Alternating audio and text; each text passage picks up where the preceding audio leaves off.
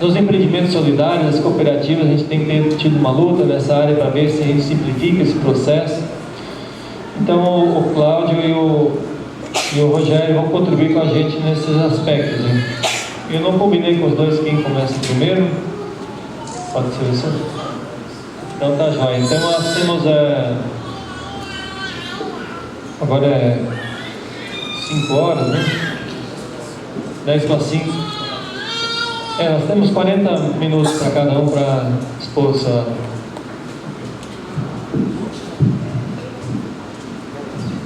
Oi, gente, boa tarde. Tudo bom? Oi. Muito prazer, meu nome é Rogério, sou consultor do Sebrae. Oi, bom. Deixa eu falar um pouquinho de legislação tributária e fiscal. Só quero fazer A gente combinou uma outra dinâmica aqui. Acho que a gente combinou uma outra dinâmica só para tentar a gente não ficar repetitivo, né? Então, combinei com o Cláudio, combinei com o Ivan também. Assim, eu vou dar um pontapé inicial, vou fazer uma apresentação para vocês. A gente vai trocar uma ideia aqui primeiro, para dar uma contextualizada no tempo, para dar uma encaixada na situação. O Cláudio depois vem e complementa com as ideias e com os entendimentos dele, para que a gente não precise falar as mesmas coisas que são convergentes, para que a gente possa fazer abordagem complementar, ainda sob o ponto de vista de tributo e do ponto de vista fiscal. Depois disso, o Evandro vem e faz a complementação dele, se quiser, obviamente, do tema, mas também avança para a questão previdenciária.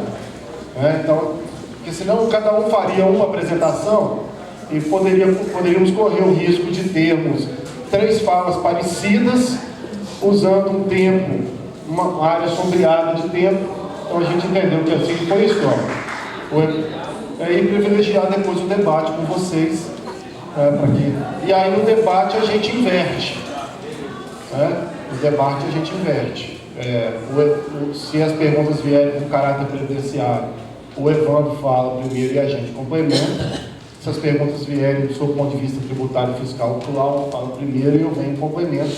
Que aí a gente faz o painel como um todo, equilibra a participação do painel, para que não fique nenhuma instituição com maior destaque que a outra e nenhuma pessoa com maior destaque que a outra, e no final vocês consigam aproveitar o melhor que cada um pode oferecer. Então fica um painel eminentemente colaborativo, não fica um painel competitivo. Pode ser dessa forma? Desculpa não ter avisado, mas eu acho que a gente nivelou isso. O Evandro não pode falar, mas ele está ouvindo, né? Então, Evandro, eu vou fingir que sou você, assim, você concorda? Concordo. Então os 3 já concordaram. Então tá. Beleza. Gente, em primeiro lugar, em segundo, né? Falar que realmente é um prazer estar aqui participando com você desse debate. Agricultura familiar é um tema muito caro para o Sebrae, é um tema que o Sebrae tem tentado trabalhar dentro de um viés das compras, dentro de um viés de oportunidade de abertura de novos mercados para vocês, o público-alvo, tentando fazer uma interface muito forte com o poder público municipal em relação às compras governamentais, não só em relação ao PENAI e ao PAA, mas também em relação às compras correntes das prefeituras que envolvem produtos que são produzidos por vocês. Então não é só limitar a atuação da relação de prefeitura com o agricultor familiar no PENAI. A prefeitura compra muitos outros produtos que poderiam estar sendo oferecidos pela agricultura familiar ou pela agroindústria familiar, e que não são por uma questão, por N questões, né? Pegando a fala do colega da Embrapa lá, eu acredito que a primeira questão é a falta de conversação, a falta de informação. E aí outras questões que vocês estão debatendo ontem, estão debatendo hoje e certamente debatem amanhã. Eu vi aqui a programação, então oportunidades, desafios, questões sanitárias, questões fiscais, mas então a entrada do Sebrae, acredito eu, nessa seara, nesse trabalho, é porque ele já vem de uma certa forma tentando oportunizar essa questão do mercado. Obviamente tem um grupo de trabalho que o Sebrae é partícipe dele, mas o viés próprio é oportunidade de novos negócios, que significa vender mais, botar mais dinheiro no bolso. Óbvio que vender mais, colocar mais dinheiro no bolso, implica numa boa relação nossa com o leão, né, com o fisco. A nossa organização no método de plantio, de colheita, de processamento, de venda, de apuração dessa venda e da logística de entrega desse negócio todo aí. Tudo isso faz parte, assim eu imagino, do componente de vocês de preço. Não é? Não faz, gente? Então, se vocês têm mais informações sobre os impactos tributários e fiscais daquilo que vocês estão vendendo, a oportunidade de fazer um preço melhor aumenta. E eu acho que a gente está tentando... Oi? Não, desculpa. Eu acho que a gente está, então, circunscrevendo o nosso tema dentro dessa linha. As coisas que eu pretendo falar aqui tem muito esse sentido. É evidente que nós vamos falar aqui de segurança jurídica das relações, né? De risco e tal, mas o viés, pelo menos para mim, para o Rogério, no final das contas, vocês conseguirem ganhar mais dinheiro otimizando o que na contabilidade a gente falaria de dever e haver, né? Entrar mais dinheiro e sair o menor dinheiro possível. Bom, isso tudo para a gente faz muito sentido, porque felizmente nós podemos exercer a nossa atividade econômica com plenitude. Está lá resguardado esse direito da Constituição Federal. Os princípios fundamentais da atividade econômica. Valorização do trabalho humano e a livre iniciativa. Dentro dessa linha, qualquer um pode exercer qualquer atividade econômica, desde que essa atividade não seja proibida pela administração, pelo Estado, pela figura do poder público. E aí, como entra a questão do poder público? Ele entra basicamente normatizando essas relações e regulando essas relações. É por isso que tem toda essa burocracia que diz respeito à segurança alimentar, que diz respeito à segurança de produção, a método produtivo. Porque a gente faz parte de uma cadeia produtiva cujo consumidor final sempre tem que receber o melhor produto possível dentro das condições mínimas que são estabelecidas por todos nós. O Estado somos nós. Não sei como exigir isso. E aí o poder público exerce a sua função fiscalizadora, a sua função de incentivo e uma função de planejamento. Se exerce bem ou se exerce mal, nós podemos conversar sobre isso. Mas a verdade é que essas três funções são inerentes à administração pública. São inerentes à administração pública. Então, qualquer riqueza gerada mediante essa extração, transformação e distribuição de recursos naturais, bens e serviços, tendo como finalidade a satisfação das necessidades humanas, é considerada atividade econômica. Por que eu estou falando isso tudo? Vai fazer sentido ainda. Vai fazer sentido. Porque dentro dessa lógica maior, de que a princípio pode tudo, e que o Estado tem que regular a forma que pode e aquilo que não pode, a União Federal classificou as atividades econômicas, criando o que a gente chama de CNAE, Classificação Nacional das Atividades Econômicas, organizando o pensamento das atividades econômicas existentes no país. Esse CNAE, ele patroniza, em tese, essa relação para que a Prefeitura A não criasse um tipo de categorização de atividade econômica, a Prefeitura B, para aquele tipo, criasse uma outra regra, o Estado A criasse uma terceira regra, o Estado B criasse uma quarta regra, entendeu? Para padronizar isso. Quem se enquadra como agricultor familiar, se enquadra como agricultor familiar no país inteiro, não é assim que funciona?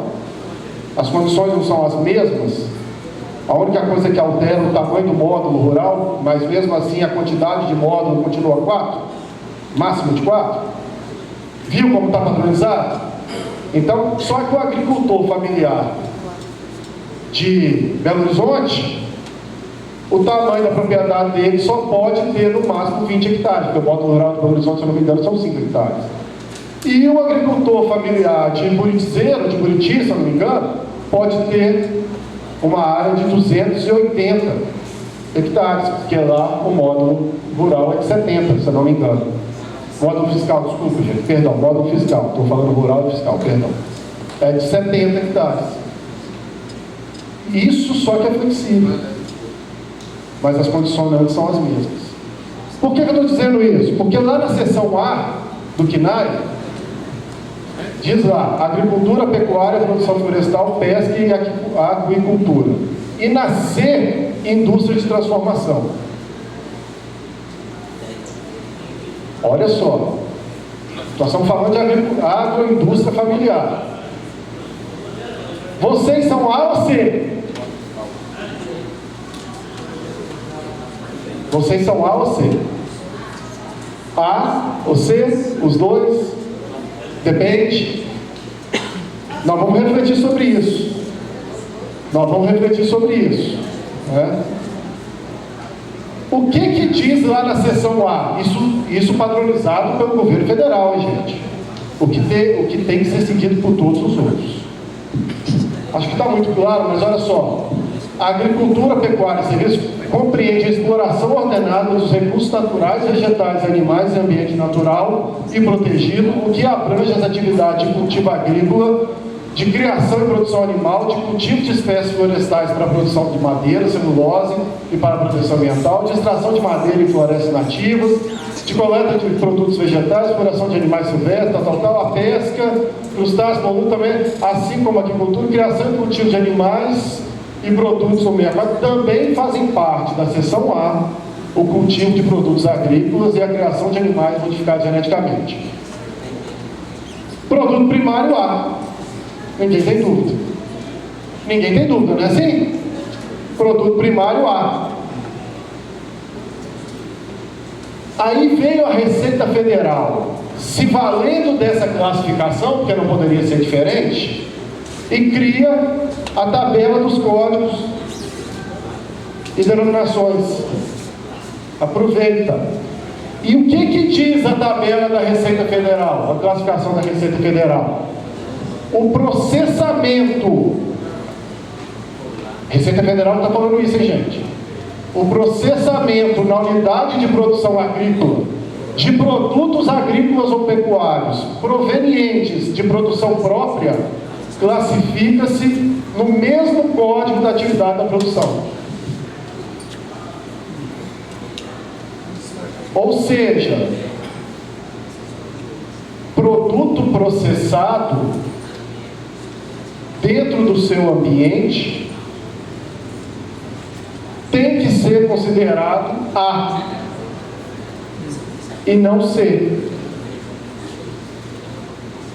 Se isso for verdade, isso gera uma série de desdobramentos que nos podem facilitar o nosso tratamento tributário na relação que vocês têm com os seus fornecedores e com seus clientes. Porque a nota esclarece que o processamento de alimentos realizado pelos agricultores com a unidade de produção e com matéria-prima própria é considerada atividade agropecuária. Então não vai para a seção C, se tiver nessas condições. O que basicamente enquadra uma série de agroindústrias da agricultura familiar, agroindústria familiar. Nessa condição, os produtos processados seguem o mesmo tratamento tributário dos produtos agropecuários primários. Então, olha só, nós podemos inferir que se o produto primário é não tributável, o produto processado também tem que ser não tributável, pela regra federal. Ah, mas não está assim, Rogério. Quando a gente vai lá, a gente vê que tem produto primário que é isento e o produto processado, transformado, industrializado já incide o IPI. O que nós vamos fazer? Se está lá na legislação específica, vai ter que recolher. Vai ter que recolher, tudo bem. Mas é uma bandeira a ser defendida pelos representantes de vocês. Assim como muitas outras. Porque se está classificado da mesma forma, o tratamento tributário tem que ser o mesmo, então não deveria. Outro ponto. Assim, o agricultor familiar pode explorar a atividade de processamento de alimentos quando atendido às condições observadas na nota explicativa. Ótimo. Para aqueles que não atenderem, cai para o C. Por isso que o Cláudio respondeu aqui, e todos vocês também, a maioria, depende, né? Não processou nas condições que estão pré-estabelecidas para manter o mesmo tratamento, já cai para o C. A tributação é sobre o produto. Então você pode ter parte de produto tributado de uma forma e parte da produção de vocês tributada de outra forma, não tem problema. Agora, o bacana disso é que o processamento dos alimentos não desenquadra o agricultor familiar da condição de segurado especial.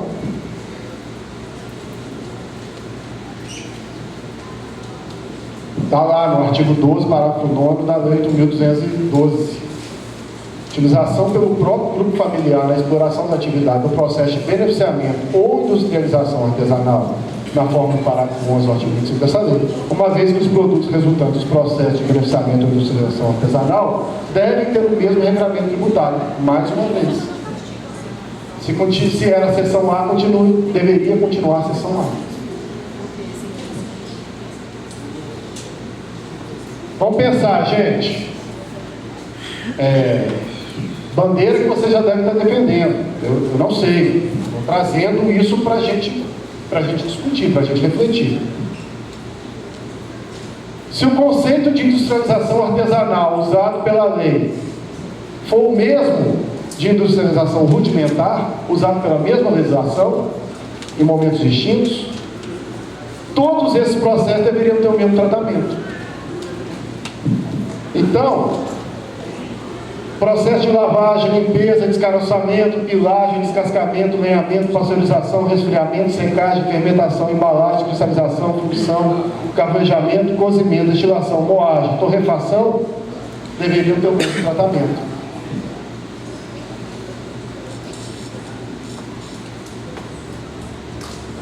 Beleza. Quem pode exercer atividade econômica? De agricultura. A pessoa física, produtor rural ou agricultor familiar. Para ser agricultor familiar, tem que atender os requisitos da legislação.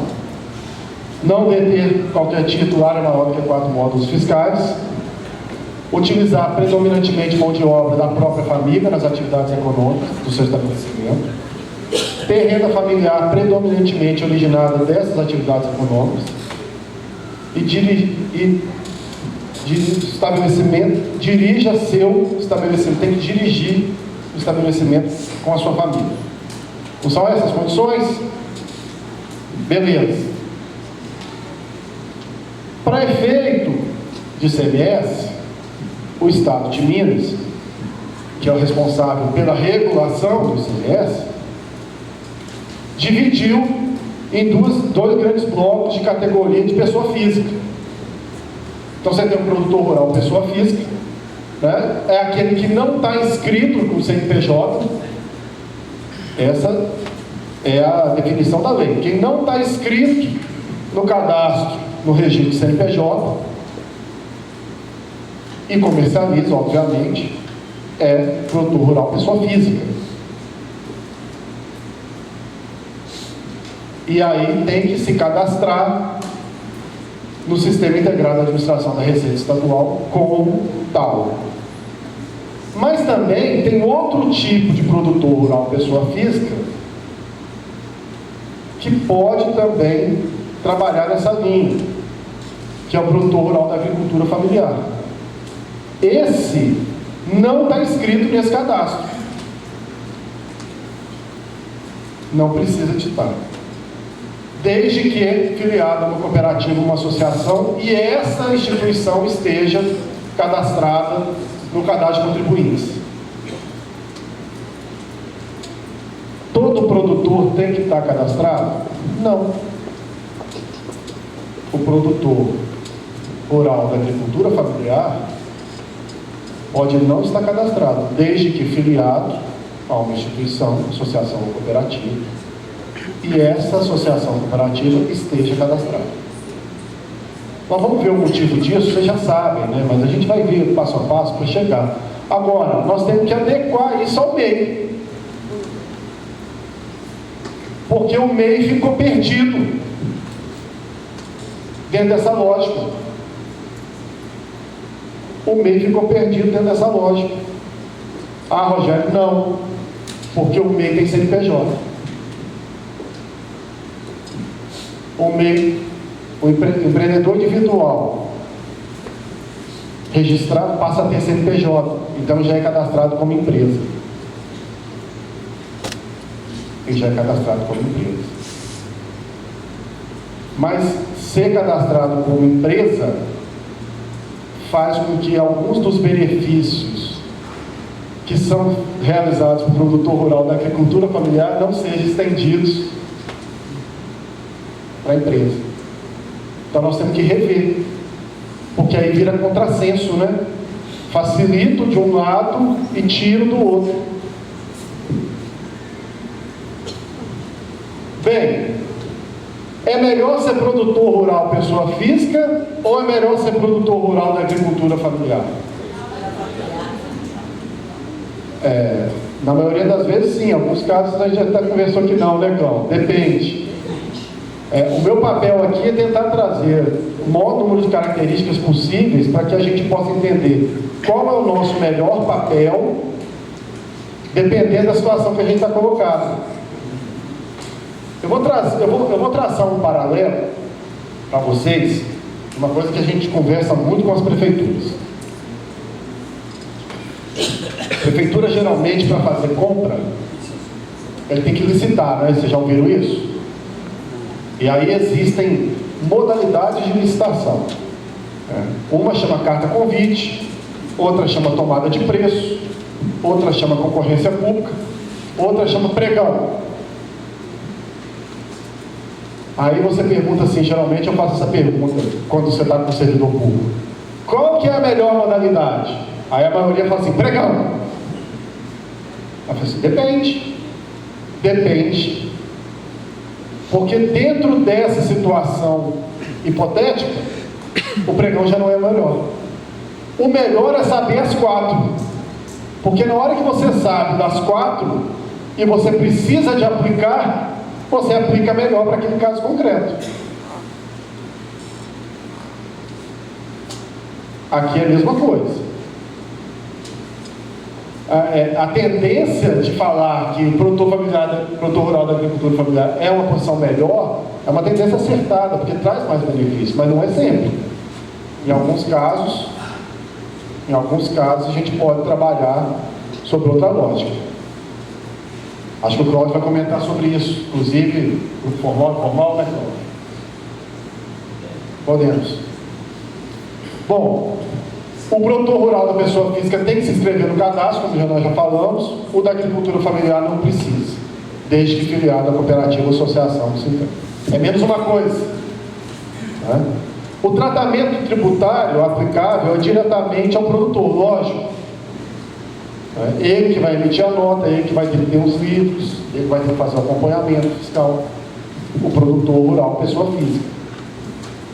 Quando é o da agricultura familiar, não. É a associação ou a cooperativa que é responsável por essas ações. Então, o tratamento previsto se efetua a partir das operações da cooperativa ou da associação. A nossa relação com a cooperativa não é objeto de tributação, de tratamento tributário. Depois nós vamos provocar outra pergunta, mas vamos com calma. O produtor rural de pessoa física tem isenção de CMS para operações internas promovidas pelo produtor rural com destino ao contribuinte, salvo se fizer isso sem nota fiscal.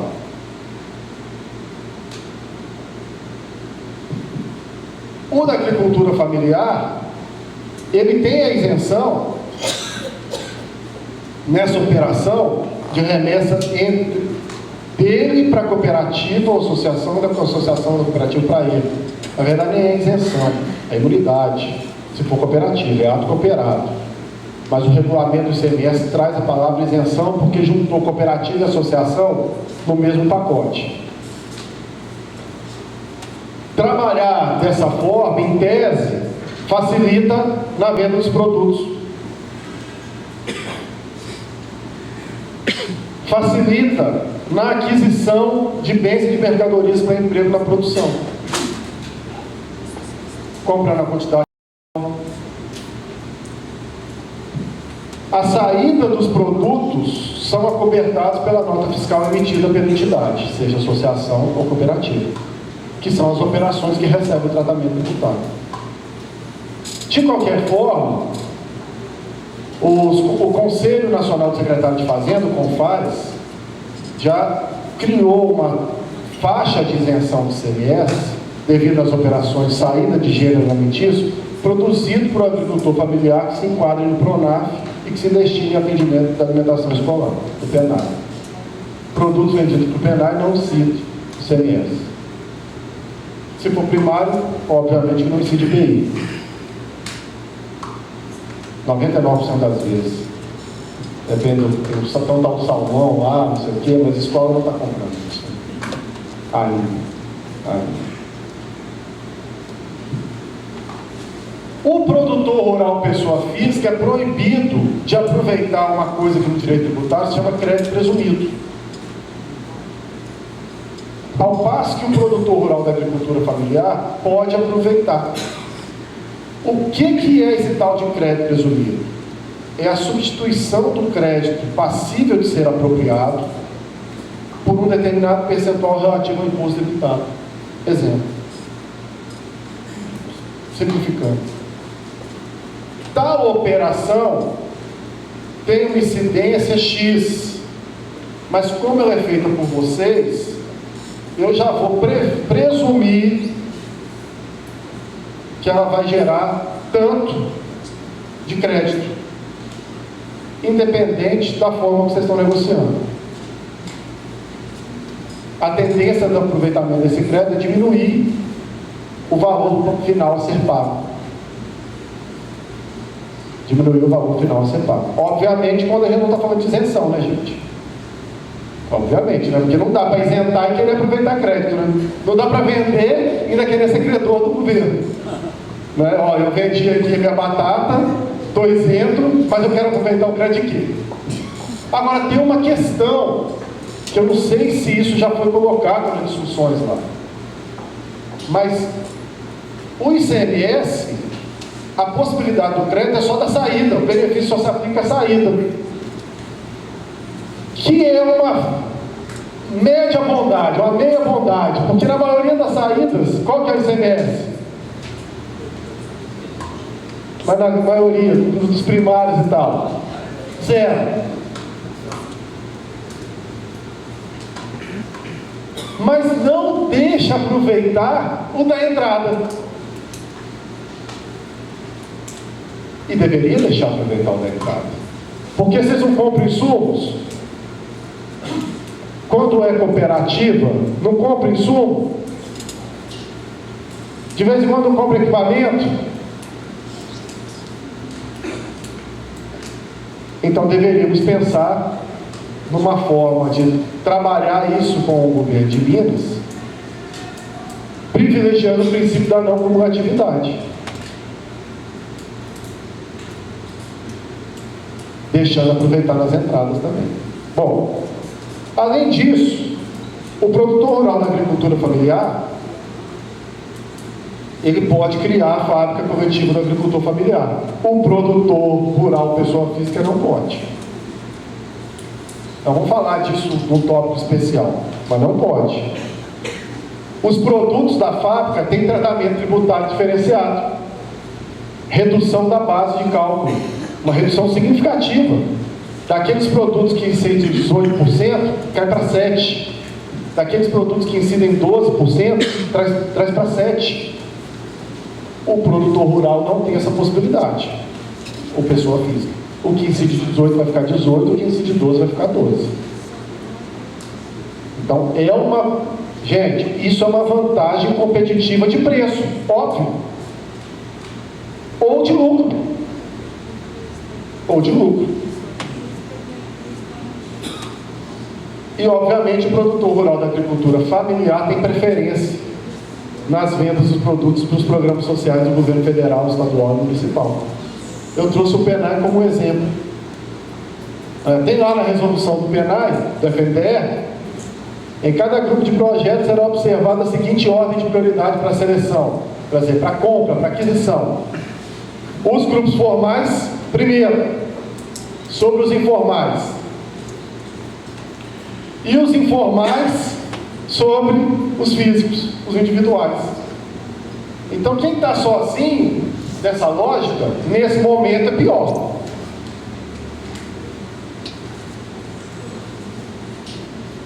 Nesse momento é pior.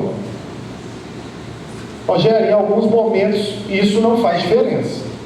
Lógico, dependendo do porte do município, dependendo do tamanho do mercado, dependendo do conjunto de produtores. Criar uma estrutura de cooperativa só para ter isso como grupo formal, e se não for necessário na prática, é jogar dinheiro fora. Pode fazer a negociação pelo informal, cada um vende do seu jeito. Como mais a gente pode exercer atividade econômica? Através da pessoa jurídica, das empresas. Podemos constituir empresas.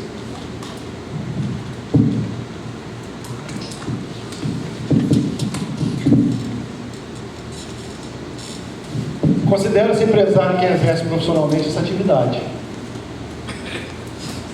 Veio o benefício da Lei Complementar 147, de 2014, que traz para a Lei Complementar 123, que é o Estatuto da Micro e Pequena Empresa, a possibilidade do agricultor familiar se tornar MEI.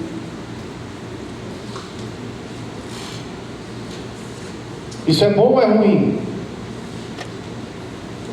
É bom ou é ruim, gente? Depende.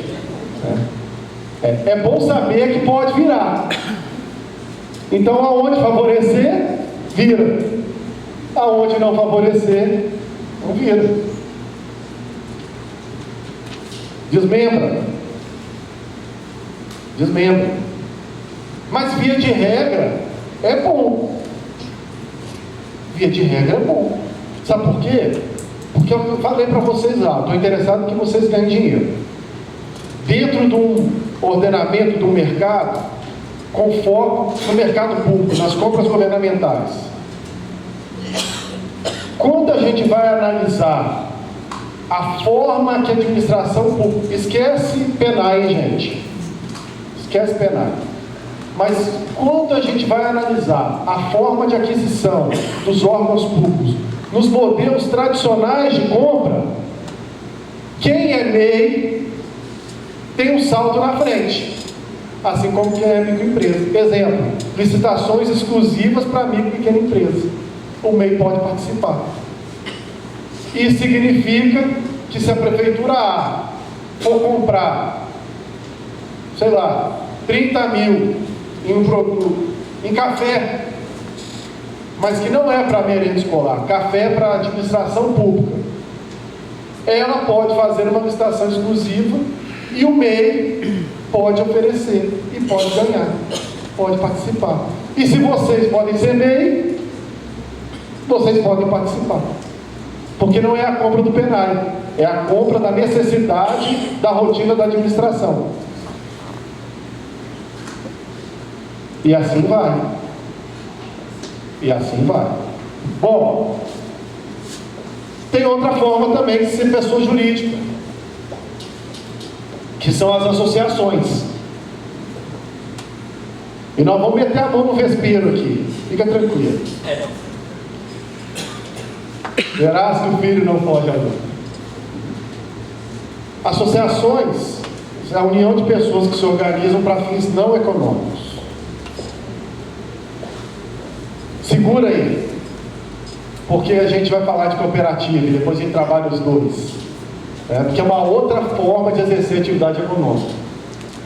E cooperativa, o que é? Celebra o contrato de sociedade cooperativa as pessoas que reciprocamente se obrigam a contribuir com bens ou serviços para o exercício de uma atividade econômica de proveito comum sem objetivo de lucro.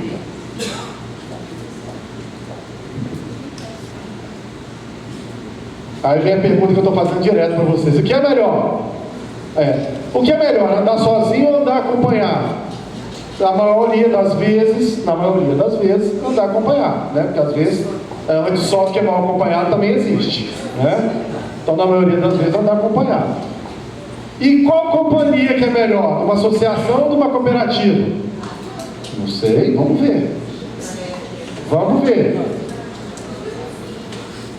Se a gente for analisar a natureza dos processos, a finalidade do processo, a associação tem por finalidade a promoção de assistência social, cultural, defesa de interesses de classe e representação política. Via de regra, ela não teria como finalidade realizar mercancia, né? Negociar, vender, comprar. Ao contrário da cooperativa, que tem finalidade essencialmente econômica. Seu principal objetivo é viabilizar o negócio produtivo de seus cooperados junto aos mercados. Em contrapartida, o gerenciamento da associação é um gerenciamento mais simples do que da cooperativa. Gerenciamento mais simples significa, em tese, menores custos. Só que essa relação de custo, ela só pode ser analisada sozinha, tem que ser analisada com uma outra palavrinha, que é a realização de benefício. Em relação às atividades mercantis, as associações podem ou não comercializar, é controverso, hein? Mas podem ou não comercializar. Por que eu digo isso? Porque, vou dar um exemplo do nosso regulamento do ICMS. Se o próprio regulamento do ICMS assume que um produtor da agricultura familiar, quando está associado, quando participa de uma associação, essa associação pode emitir os documentos fiscais em relação ao negócio,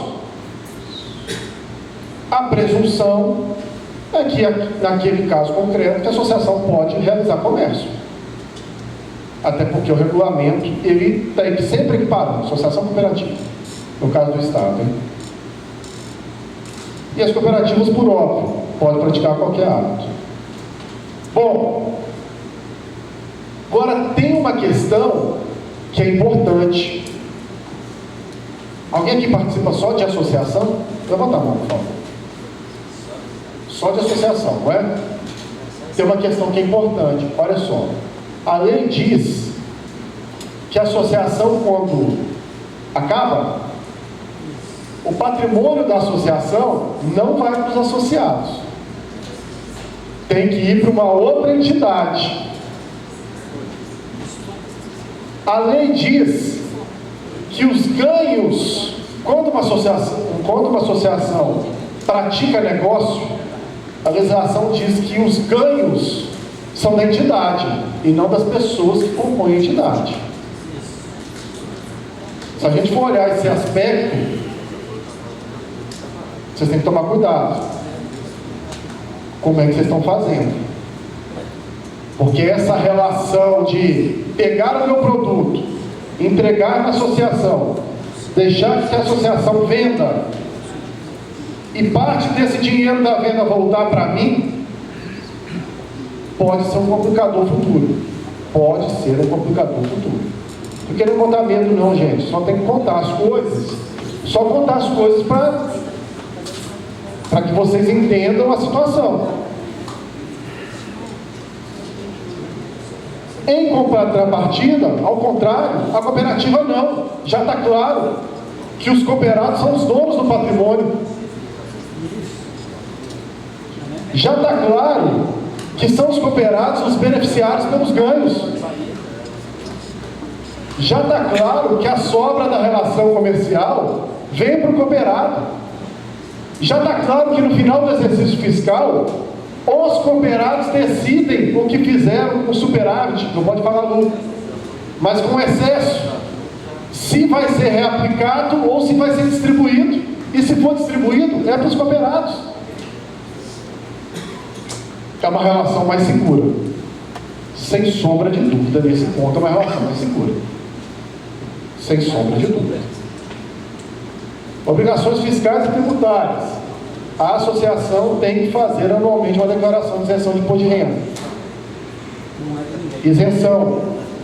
Os cooperados, na relação entre o cooperado e a cooperativa, não tem imposto. É o famoso ato cooperado. Se eu não me engano, é o artigo 79 da lei de cooperativa, não é? Também não sei. Fica tranquilo.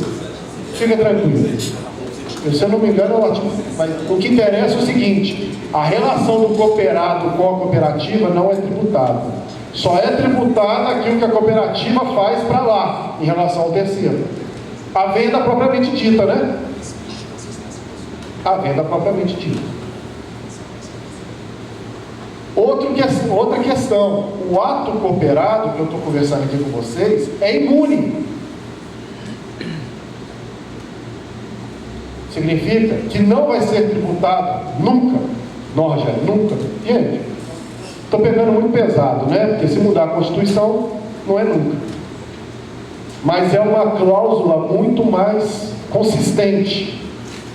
No caso da associação, por exemplo, existem algumas isenções, como o nosso regulamento CMS faz, mas é isenção. Significa o seguinte: amanhã o governador acordou e falou assim: quer saber? Estou precisando de arrecadar mais. Eu vou mexer naquela isenção aqui dos associados. Vou querer tributar a relação entre o associado e a associação. Numa canetada acabou. Que é decreto. A maioria dos dispositivos são feitos em forma de decreto. É menos seguro. Não quer dizer que vai fazer isso. Outra coisa, benefício de crédito rural. Associação não é beneficiária, não pode ser. Não tem fim econômico. A cooperativa é, pela própria essência dela.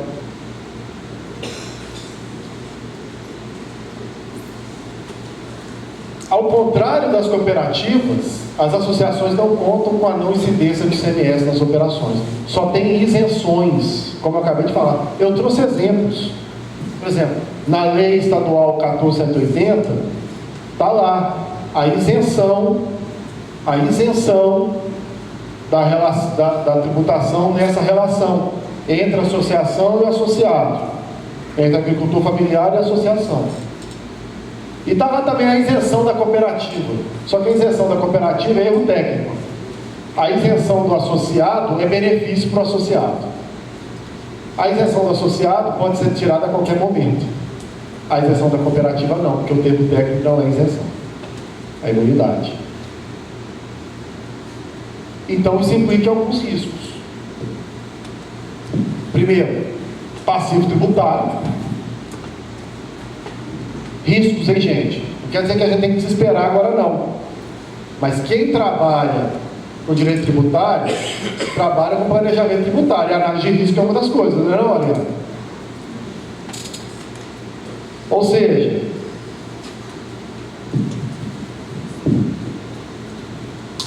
sabe qual é o problema maior, gente? É o seguinte: se você fizer algo, se você for um picareta, vou pegar um exemplo, se você é um picareta e pratica um ilícito, você já sabe que aquilo pode dar problema lá na frente, mas você compra o risco, porque você já é picareta. É assim? Não é para vocês a pergunta, mas não é assim que o picareta pensa? Eu já sei que se eu furtar essa bolsa aqui, eu estou praticando algo que é ilícito. Mas eu estou acreditando que ninguém vai ver. Eu estou acreditando que dentro dessa bolsa tem dinheiro. Estou acreditando que eu vou me dar bem. Vou correr esse risco. Se eu me der mal, é lógico que eu vou ficar triste. Mas eu não estou enganado, porque lá no início eu já sabia que a prática era ilícita, não é? O problema de vocês, que são sérios, que são trabalhadores, e que estão participando de entidades que também são sérias, é lá na frente um dia ser surpreendido por algo que vocês nem sabiam que não podia ser daquela forma. É por isso que eu estou falando de risco, de passivo tributário. Porque como é que você pensa, gente? Como é que vocês estão fazendo a relação comercial entre vocês e a associação e o cliente final? Como é que está sendo essa transação de nota? Como é que está sendo essa comprovação? Como é que vocês estão recebendo esse dinheiro? Como é que vocês estão declarando esse recebimento? Tem que prestar atenção nisso. Outro risco, de bitributação. Porque se a isenção cair para associado, vai tributar aqui e daqui lá para fora vai tributar de novo. A vantagem competitiva de vocês vai por água abaixo. Talvez o lucro vai por água abaixo. Talvez a subsistência de muitos vai ficar comprometida quando a gente trabalha com a margem de lucro pequena. Terceira, provavelmente o Cláudio Evan tem mais propriedade para isso, mas possibilidade de desenquadramento da figura de condição de segurado especial. Sabe por quê? Porque diferente do regulamento do ICMS, a Lei Federal 8.212, que traz a figura do segurado especial, não equivale à associação de cooperativa. Aliás, nem fala de associação. Então ela fala assim, não descaracteriza a condição de segurado especial a associação em cooperativa agropecuária de crédito rural. Numa interpretação mais literal, se você está afiliado a uma associação e essa associação está praticando negócio em seu nome e no nome dela, obviamente, poderia ser uma situação de desenquadramento. Não, Rogério, eu nunca mais quero te ver. Eu respeito vocês, mas eu não ficaria tranquilo de ser convidado para falar sobre aspecto tributário e fiscal e ficar falando que associação e cooperativa é a mesma coisa. Não é. E eu trabalho com associação, não de produtores. Eu trabalho com associação como instituição de representação de classe. Que o sistema é bem diferente mesmo, é muito mais simples mesmo. Mas lá não se realiza atividade comercial. Vamos seguindo. Vamos dar notícia boa também, né? Vou esperar a notícia boa o que nós combinamos foi o seguinte: como eu sou novo na relação do painel, eu fiquei incumbido de dar as notícias mais duras, depois o Cláudio levanta e fala só as coisas boas, entendeu? Aí fala assim, pô, como é que foi no painel lá? Pô, tinha 2 caras que eram bons pra caramba, tinha um outro lá que, pelo amor de Deus. Vamos lá. Tributação das agroindústrias familiares. Vamos pensar, gente. Lá no artigo 179 da Constituição, por que eu volto na Constituição? Nossa lei maior. Se na Constituição tiver escrito uma coisa e numa lei infraconstitucional tiver escrito outra, a chance da gente roubar essa lei para ganhar o benefício da Constituição, ela existe, é real, é concreta. A União, os Estados, o Distrito Federal, os municípios dispensarão, quer dizer, atuarão, farão, não é dispensar de não fazer, não, é o contrário, é dispensar de fazer. As microempresas e as empresas de pequeno porte, assim definidas em lei, tratamento jurídico diferenciado, visando incentivá-las. Vocês lembram que uma das funções do Estado é incentivar? Pela simplificação de suas obrigações administrativas, tributárias, previdenciárias e creditícias, ou pela eliminação ou redução destas por meio de lei. Como nós aqui, agricultores familiares, fomos equiparados às microempresas, podemos ser MEI, esse benefício também nos cabe. Esse benefício também nos cabe. Viu como é bom ser agricultor familiar? Só benefício. Só benefício. Todos os agricultores familiares podem estar incluídos nesse tratamento diferenciado? Sim, todos. Desde que estejam filiados a uma cooperativa ou associação, estejam em consonância com os requisitos do PRONAF.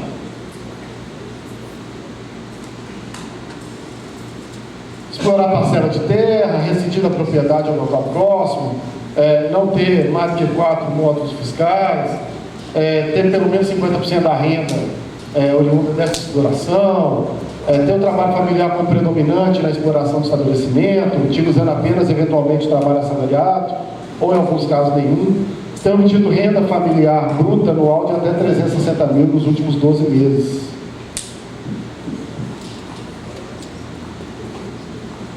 Podem estar inscritos no cadastro de contribuinte CMS, com inscrição coletiva, associação ou cooperativa, desde que os filiados apresentem receita bruta anual de até 120 mil reais.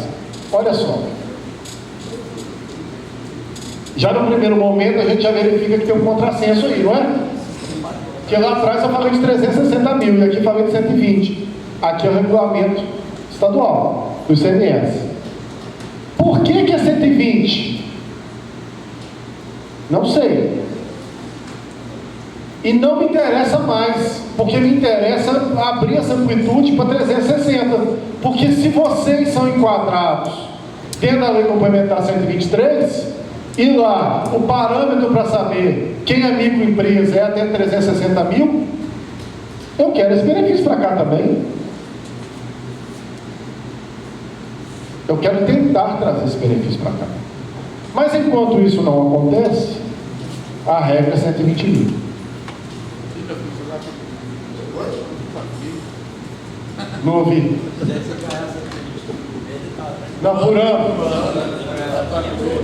É bruto. É bruto, é por ano. Mas também não é ruim, não. É isso. Tá bom demais. E o que é tal da inscrição coletiva? É uma característica que é concedida à associação ou cooperativa para que a mesma possa cumprir as obrigações tributárias e realizar as operações de crédito. Ela poder negociar em seu nome de uma vez só. Ela poder emitir a nota para você. Ela poder fazer os registros fiscais para você, em seu nome. Para você não precisar do contador. Para você ficar preocupado naquilo que você é bom mesmo fazer.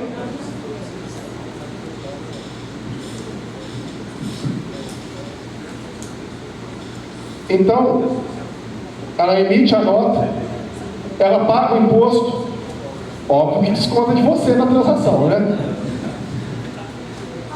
Ó, gente, só de alguém imprimir aqui para falar só, Rogério, é menos 100 que eu já estou feliz demais, porque vocês fazem isso, vocês emitem GUI. É chato, né? Não corta não. Corta não.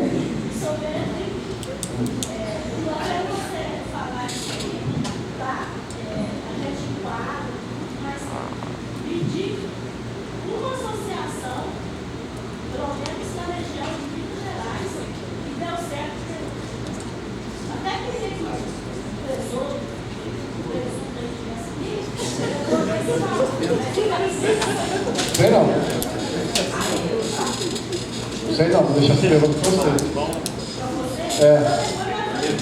Não, então corta ele. Então tá bom. Fornecer os filiados do talonário de nota fiscal. Da parceria social contábil.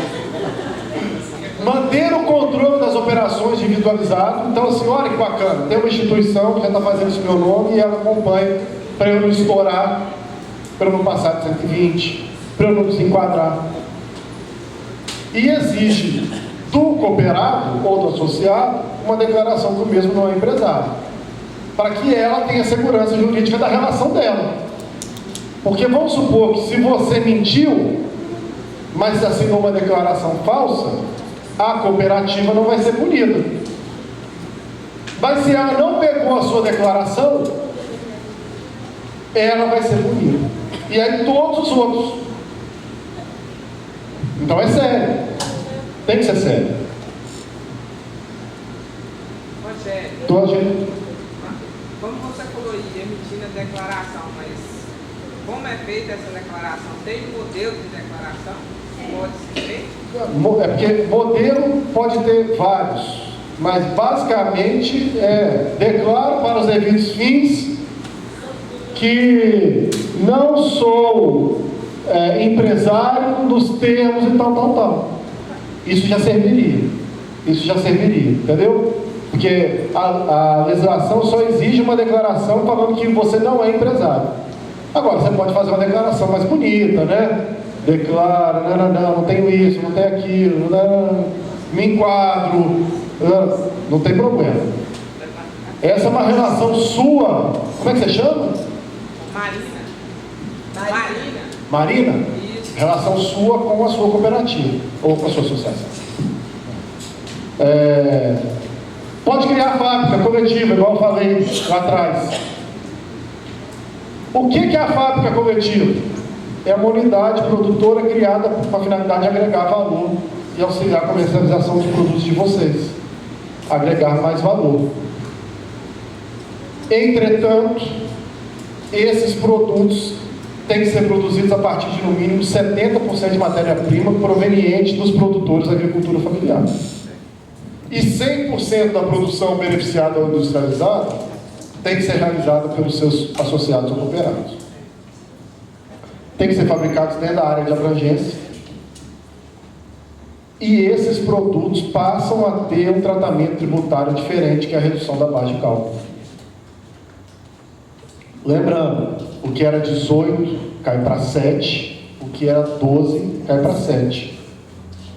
Dá para beneficiar a produção, dá para industrializar a produção, dá para processar a produção, dá para transformar realmente em agroindústria, trabalhando com um tratamento tributário melhor, sai mais barato. ICMS agricultura familiar. Estou indo mais rápido, tá? Lá no artigo 43 do regulamento, diz o seguinte: caso o remetente seja produtor rural, o preço da mercadoria do similar será o preço do mercado. Por que eles colocam isso? Para que nenhum espertinho lance o seu produto na nota com preço subfaturado, mínimo. Mas não integra a base de cálculo do ICMS, quando ele for tributado, o montante do IPI, tendo a mesma base de incidência. Olha que legal. Tudo bem, já vou ter que pagar o ICMS. E o meu produto vai ter que pagar uma parcela de IPI. Mas se a base de cálculo for a mesma, o fato gerador aqui, um absorve o outro. não tem bitributação. Princípio da não cumulatividade. Artigo 51. Reduz a base de cálculo dos produtos da agricultura familiar. Isso aí nós já falamos 2 vezes. Eu trouxe algumas perguntinhas e respostas, mas só para a gente agilizar. Tá claro até aqui, gente? Sim. Mais ou menos tá bom, já estou satisfeito mais ou menos. Só fazendo um resumão. Então é um paralelo do que dá para fazer, do que a Receita Federal classifica como atividade econômica, os benefícios que a gente pode conseguir pelas representatividades através desse tipo de interpretação, que é transformar aquilo que está o produto processado, ou semi-industrializado, ou industrialização rudimentar, ou artesanal, que são os termos, trazer para a mesma lógica do produto primário, ou seja, não incidência do tributo, ou a menor incidência possível. Esse é um pensamento. Segundo, discutir se como pessoa física é melhor ser produtor rural ou produtor rural da agricultura familiar, sabendo as características e as vantagens de cada caso. Para ser da agricultura familiar, tem que estar afiliado a uma cooperativa ou associação. Então, quem é da agricultura familiar não dá para andar sozinho, tem que estar associado ao cooperado. E aí, sob o aspecto tributário e fiscal, é melhor andar via associação ou cooperativa. Nós estamos trabalhando dentro dessa lógica. Ficou claro isso agora? Beleza. E aí, a pergunta é a seguinte: o produtor da agricultura familiar obrigatoriamente deve se inscrever como contribuinte do ICMS? Quem acha que sim? Quem acha que não? Quem não quer falar nada porque não entendeu a pergunta ou não está afim de participar? Não. Então assim, ó, quem acha que sim, levanta a mão. Quem acha que não, levanta a mão. Parabéns. Não, lógico que não. Lógico que não, porque nós olhamos isso lá. Se você é filiado a uma cooperativa ou associação, inscrição é coletiva, lógico. Ok? Parabéns, parabéns. É prova, gente. O produtor da agricultura familiar pode se inscrever no cadastro de produtor rural de pessoa física? Quem acha que sim, levanta a mão. Pode. Depende, mas eu acho que pode. Levanta a mão, gente. Pode. Quem acha que não, levanta a mão. Pois é. Olha só, pode. Porque não há proibição dele se inscrever. Só tem um problema. Se ele não analisar bem a inscrição, no momento que ele se inscreve como produtor rural pessoa física, ele deixa de oferir os benefícios de produtor da agricultura familiar. A não ser que... Quer falar? Por exemplo, o agricultor, ele é cooperado em uma cooperativa. Ele vende determinado produto para a cooperativa. Claro, a cooperativa faz o trabalho ali e tal. Mas ele também tem outro produto que ele comercializa particular. Aí ele precisa de ter o cartão de produtor. Como é que você chama? Roberto. Roberto, obrigado. A não ser que não seja coincidente a qualidade de contribuinte dele junto ao fisco, que é exatamente isso. Determinado produto eu faço aqui via cooperativa ou associação. Determinado produto eu estou fazendo isoladamente, porque eu não me enquadro. Então pode. Naquele produto que eu não me enquadro, eu não tenho benefício. Naquele outro, a cooperativa vai ter o benefício. Sabe por quê, gente? Pensa. As operações são tributadas aqui, na relação da cooperativa. Então ela vai ter um benefício. A nossa relação só tem que estar clara. Vai lá, Roberto. Era isso? Não, a outra questão, assim, passou no detalhe, eu falei, é essa questão do segurado especial, eu não vi, assim. Aí, como é que fica essa... Então eu estou te dando desculpa. Estou passando aqui. Quais procedimentos? Tá. O que a associação ou a cooperativa tem que fazer para se enquadrar nesse regime especial de base de cálculo resumido? Tem que se inscrever junto à Secretaria de Fazenda. Então, tem um termo de adesão lá próprio, tem modelo, tem o certificado, o atestado da Ematet, que interessa e atende. Então, viu? Tem que estar organizado. E tem que fazer esse pedido de regime especial. É ato vinculado à administração. Se preenche os requisitos, tem que conceder o benefício. Então, isso não tem muito tipo de divergência de análise, não. Deixa eu passar. O produtor pode se beneficiar ao fabricar produtos da agricultura familiar e vendê-los através da cooperativa com inscrição coletiva?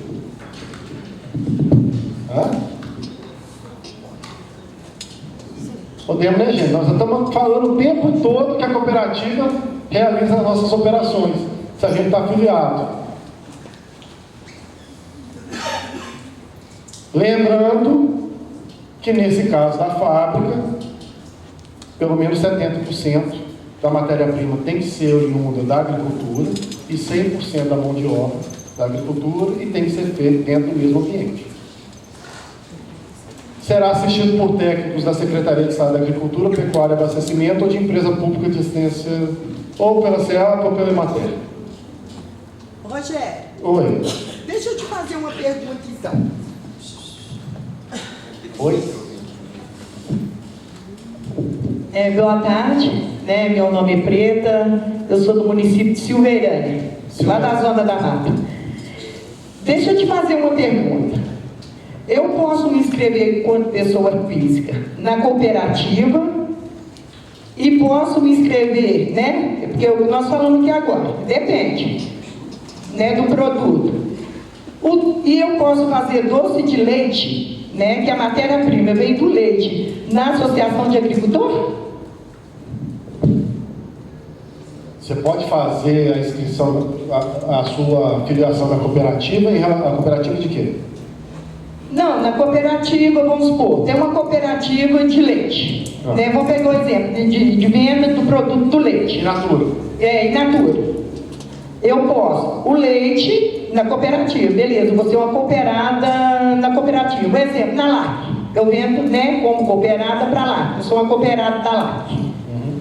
Só que, aí é a minha dúvida. Eu tenho muito leite. Aí eu vou pegar metade do meu leite e vou na Associação de Agricultor Familiar. Né? Aí eu vou fazer o doce de leite. E aí? E aí, que assim, pode, lembrando os riscos que você corre na hora de trabalhar uma relação de negócio com uma associação que, via de regra, não tem finalidade econômica.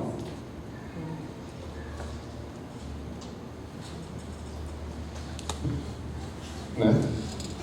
Então, fica dentro do critério mais nebuloso, Preto. Né? Fica no critério mais nebuloso. Não, ela disse que ela ia entregar o leite na cooperativa e ia entregar o doce na associação. Não é isso, Preto? Ela quer entregar o leite. Tem uma outra, tem essa questão que eu falou da associação e, lógico, essa fábrica, seja coletiva, seja for, além da regularização tributária, que é esse problema da associação, ele teria que solucionar isso, tem a questão sanitária, mas tem um problema do cooperativismo.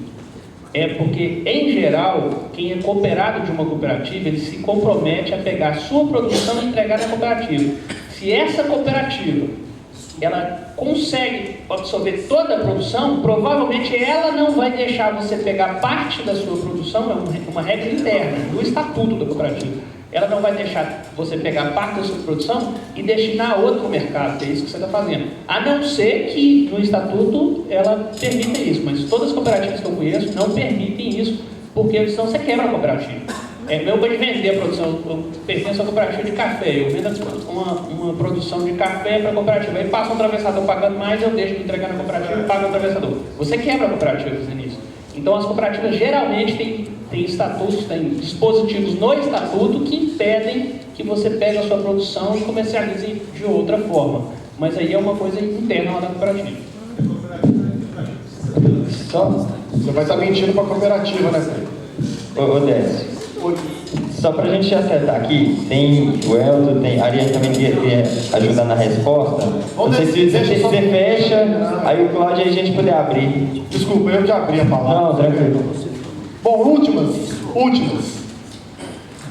O Superior Tribunal de Justiça já reconheceu a não tributação do ato cooperado. Artigo 79 de novo. Olha só, o artigo 79 traz uma hipótese de não incidência tributária, tratando o ato cooperado típico como atividade fora do mercado, não se sujeita às incidências próprias das empresas mercantis.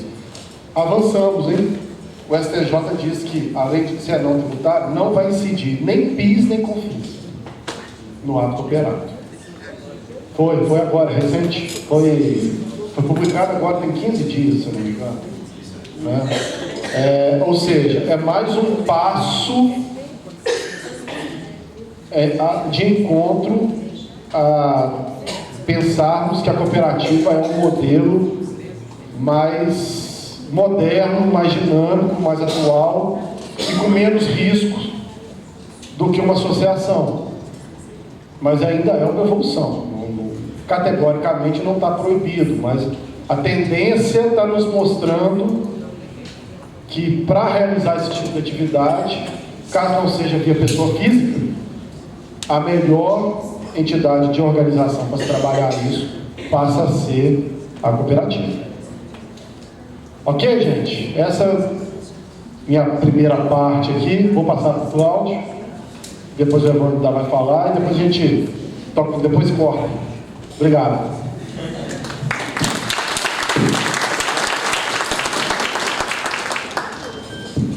Pessoal, eu vou tentar ser breve aqui nas minhas considerações, meio difícil por causa da complexidade do tema. O Marcos até tinha falado, olha, a gente quer aprofundar um pouco mais, porque ficou nos outros seminários muito superficial. E tem essa questão, aprofundar tem um custo um pouquinho maior de entendimento e de paciência do pessoal para a gente poder ganhar nessa profundidade.